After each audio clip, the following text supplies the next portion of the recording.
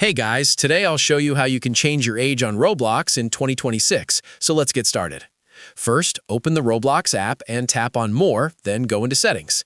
If you're using the website instead, click the gear icon in the top corner and open Settings from there.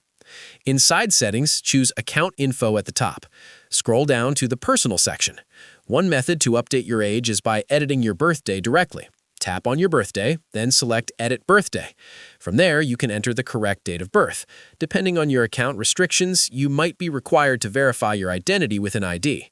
If parental controls are active on your account, a parent may need to approve or change the date instead.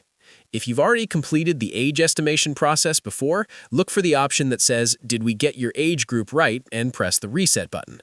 A confirmation message will appear explaining that resetting your age check can remove certain features, such as voice chat access. Remember, you can only reset your age group one time. Select Continue to confirm. After resetting, you should be able to update your birthday again. Choose Continue with Selfie or Continue with Camera to complete the verification process. Tap Continue, then proceed again when prompted.